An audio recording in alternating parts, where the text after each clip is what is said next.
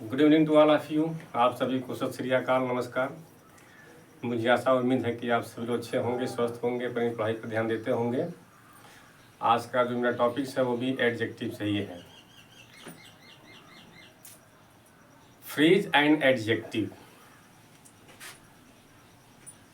कुछ ऐसे फ्रेज होते हैं, कुछ ऐसे लोकप्रिय फ्रेज हैं, प्रचलित फ्रेज हैं। उन फ्रेज में नाउन के बाद यानी उसके आगे एडजेक्टिव आता है।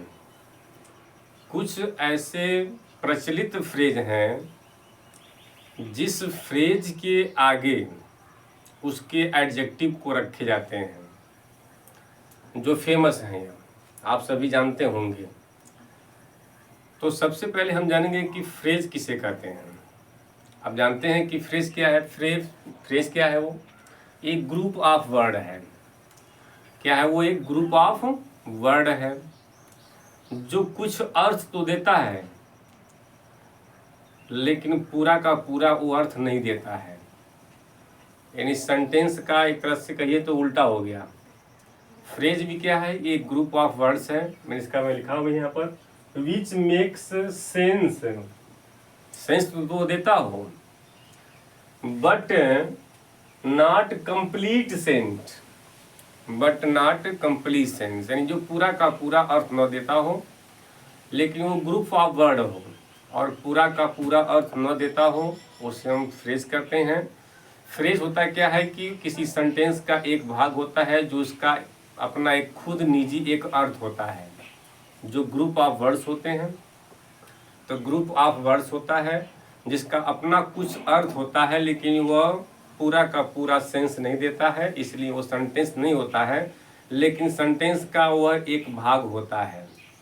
फ्रेज का हम प्रयोग क्यों करते हैं? सेंटेंस की शोभा बढ़ाने के लिए करते हैं। सेंटेंस में उसके वाक्य को पूरा करने के लिए भी हम फ्रेज का हम यूज़ करते हैं। तो फ्रेज जो है एक ग्रुप ऑफ वर्ड्स होता है जिसका कोई निश्चित, जिसका कुछ अर्थ होता है लेकिन वह सेंटेंस नहीं होता है। उसका सेंटेंस का एक भाग होता है जिसका अपना कुछ अर्थ होता है, तो उसी को हम फ्रेज करते हैं। तो कुछ ऐसे भी फ्रेज हैं जिस फ्रेज में एक तो नाउन होगा और उस नाउन के बाद एडजेक्टिव होगा। और ये जो ग्रुप ऑफ वर्ड्स होते हैं, चाहे उसमें 2 शब्द हों, 3 शब्द हों, 4 शब्द हों, जो भी हों, ये सब मिलकर के एक अपना निजी एक अर्थ देते हैं। जैसे देख लीजिए, एग्जाम्पल में हमारा है बॉडी पॉलिटिक। ये प्रचलित है, ये फ्रेज है। यह है एक शब्द, 2 शब्द, 3 शब्द। चूंकि इस शब्द के पहले आर्टिकल लगा, इसका मतलब है कि ये नाउन हो गया। तो जब इस बॉडी के पहले जब ये द लग गया, इसका मतलब है कि वो नाउन हो गया। तो ये तो नाउन हो गया और ये जो है आपका एडजेक्टिव हो गया। अब इन तीनों का अर्थ क्या निकलेगा? इन तीनों का अर्थ निकलेगा राजनीतिक निकाय निकलेगा। क्या निकलेगा इसका अर्थ? राजनीतिक निकाय उसका अर्थ निकलता है द बॉडी पॉलिटिक्स। पॉलिटिक ये क्या है? ये राजनीतिक निकाय है, इसका हिंदी होता है राजनीतिक निकाय। अब इसका आप किसी सेंटेंस में इसका आप प्रयोग कर भी सकते हैं। तो द बॉडी क्या है? वो नाउन है। पॉलिटिक क्या है? वो एक तरह से वो एडजेक्टिव का काम कर रहा है। जो नाउन और एडजेक्टिव दोनों साथ में आए हैं, एक ग्रुप ऑफ वर्ड्स में आए हैं जिनका अर्थ होता है राजनीतिक निकाय होता है। और देखिए आगे क्या है? आगे है आपका हेयर एपरेंट। क्या है यह? Hair apparent. एपरेंट भी क्या है? एडजेक्टिव है। अगर हम केवल एपरेंट का अर्थ निकालेंगे तो होता है अस्पष्ट होता है। उसका यदि हम अर्थ निकालेंगे, अस्पष्ट है, प्रत्यक्ष है, प्रकट है, ऐसा उसका कुछ अर्थ निकलता है एपरेंट का। लेकिन हेयर तो नाउन है। हेयर हम कहेंगे हम हेयर एपरेंट। देखिए इसमें 2 ही इसमें शब्द हैं, इसी में 2 ही शब्दों का एक ग्रुप है जिसका अर्थ निकलता है उत्तराधिकारी। क्या निकलता है उसका अर्थ? उत्तराधिकारी निकलता है। जैसे मान लीजिए, जैसे बहुत से जो लोग हैं, जैसे यदि पिता का उत्तराधिकारी उसका बेटा ही होता है, उसका बेटा होता है, तो उत्तराधिकारी जो होते हैं। तो हेयर एपरेंट्स ये भी क्या है, हेयर अपारेंट भी एक तरह से यह प्रचलित फ्रेज है जिसका अर्थ निकलता है उत्तराधिकारी निकलता है। इसका भी आप किसी सेंटेंस में इसका आप प्रयोग इसका कर सकते हैं, क्योंकि यह प्रचलित फ्रेज है। और पहला तो नाउन है, उसके बाद वाला क्या है वो आपका वो ये एडजेक्टिव है। यहाँ देखिए गवर्नर जनरल, आप लोग जो है पढ़े भी होंगे, इतिहास में भी आप लोगों ने कुछ पढ़ा होगा। गवर्नर जनरल से लॉर्ड माउंटबेटन जो थे, लॉर्ड इरविंग, लॉर्ड कैनिंग, ये सब थे।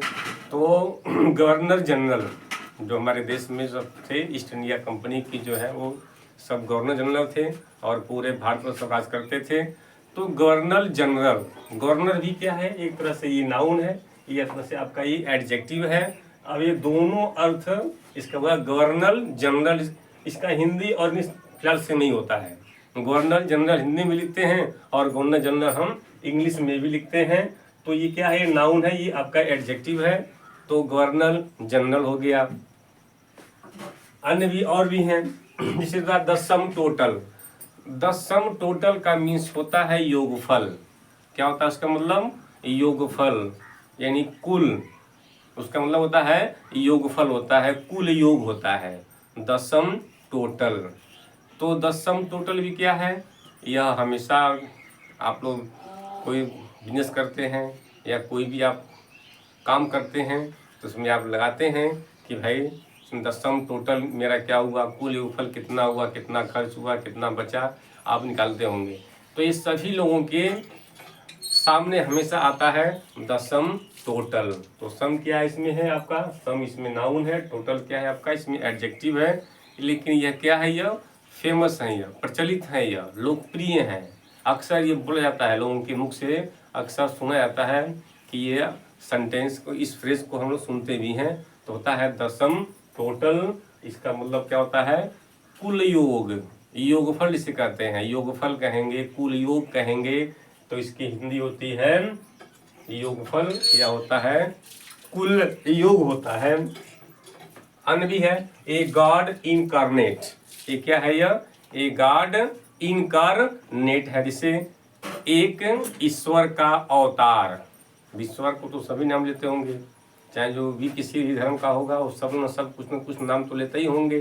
तो कहता है कि ए गॉड इनकारनेट का मतलब होता है एक ईश्वर का अवतार। गॉड क्या है, आप देखिए हैं कि गॉड की पहले ए लगाई है, इसका मतलब कि गॉड नाउन ही है। इनकारनेट भी वहाँ पर लिखा हुआ है। कार्नेट क्या है, वो आपका इस तरह से जो है वो एडजेक्टिव है, वो क्या है, एडजेक्टिव है। तो हो गया एक ईश्वर का अवतार।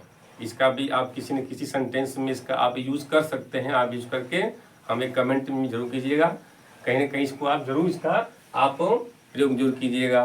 President elect, ELECT, president elect देख लीजिए क्या होता है, प्रेसिडेंट इलेक्ट है, निर्वाचित राष्ट्रपति होता है, इसका हिंदी निर्वाचित राष्ट्रपति होता है। तो प्रेसिडेंट इलेक्ट, अब ऐसे नहीं लिख सकते हैं कि इलेक्ट प्रेसिडेंट नहीं लिख सकते हैं, गलत हो जाएगा। अब इलेक्ट को पहले मत करना और प्रेसिडेंट को बाद में मत कर देना, क्योंकि ये सब लोकप्रिय कुछ फ्रेज हैं। आप जानते हैं कि एडजेक्टिव का प्रयोग एट्रीब्यूटिव यूज भी होता है और उसका प्रयोग प्रेडिकेटिव यूज भी होता है। हम पिछले वाले वीडियो हम बता भी दिए हैं कि एट्रीब्यूटिव यूज क्या होते हैं और प्रेडिकेटिव यूज क्या होते हैं एडजेक्टिव का। तो कुछ ऐसे भी एडजेक्टिव होते हैं जो फेमस होते हैं, लोकप्रिय होते हैं, जो फ्रेज के साथ आते हैं, नाउन और फ्रेज के साथ आते हैं। तो जैसे प्रेसिडेंट इलेक्ट ही देख लीजिए, प्रेसिडेंट क्या है, तो नाउन है, इलेक्ट क्या है, इलेक्ट जो है आपका तो एडजेक्टिव है। तो ये कुछ ऐसे फेमस हैं जिसको आपको हमेशा याद होना चाहिए कि कुछ ऐसे प्रचलित ये फ्रेज हैं जिसमें नाउन पहले होता है और ये एडजेक्टिव बाद में होता है। नाउन पहले होगा, एडजेक्टिव आपका इसमें बाद में होगा। नाउन पहले होगा, एडजेक्टिव बाद में होगा। नाउन पहले होगा, एडजेक्टिव बाद में होगा। नाउन पहले होगा, एडजेक्टिव क्या होगा आपका वो बाद में होगा। तो मेरे ख्याल से आप लोग सभी लोग फ्रेज भी जान गए होंगे कि फ्रेज क्या होता है। तो मैंने आपको पहले बता दिया कि वो भी एक ग्रुप ऑफ वर्ड्स ही होता है। अब आगे आप लोग पढ़ेंगे कि फ्रेज जो है किसी किसी सेंटेंस में वह सब्जेक्ट का भी काम करता है। फ्रेज जो होता है वह किसी किसी सब्जेक्ट सेंटेंस में वह कर्ता का भी काम करता है। आप जानते हैं कि कर्ता की जगह पर कौन कौन आते हैं? नाउन आता है, प्रोनाउन आता है, इन्फिनेटिव आता है, जिरेंड भी आता है, फ्रेज भी आते हैं, क्लॉज भी आते हैं।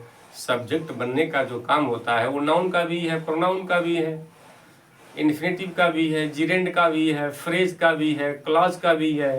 ये सभी लोग जो है किसी वर्ब का सब्जेक्ट बनने का काम करते हैं। तो आगे जब आपको क्लास पढ़ाया जाएगा तब उसमें समझाएंगे कि ये फ्रेज कैसे बनता है सब्जेक्ट। तो जो फ्रेज होते हैं वो किसी न किसी वाक्य में आते हैं तो उस वाक्य की सुंदरता को बढ़ाते हैं और उसके वाक्य के अर्थ में बढ़ोतरी करते हैं, वाक्य को पूरा करने के लिए भी आते हैं, क्योंकि इनका कुछ न कुछ इनका अर्थ होता है। लेकिन ये सेंटेंस बिल्कुल नहीं होते हैं, क्योंकि ये पूरा का पूरा सेंस नहीं देते हैं, इनका पूरा का पूरा अर्थ नहीं निकलता है। जिसका पूरा का पूरा अर्थ निकल गया वो सेंटेंस कहलाएगा, और इसका पूरा का पूरा अर्थ नहीं निकला, कुछ ही अर्थ निकला और ग्रुप ऑफ वर्ड्स में होंगे, मतलब शब्दों के समूह में होंगे, तो हम फ्रेज कहेंगे। क्या कहेंगे? उनको हम फ्रेज कहेंगे। तो यदि वीडियो हमारा आपको यदि अच्छा लगे तो हमारे वीडियो को लाइक करें, सब्सक्राइब करें, शेयर भी करें और वीडियो को पूरा का पूरा देखें। तो तब तक आपसे मिलते हैं फ्रेंड्स अगले वीडियो में। तब तक के लिए आप सभी को गुड नाइट। जय हिंद, जय भारत।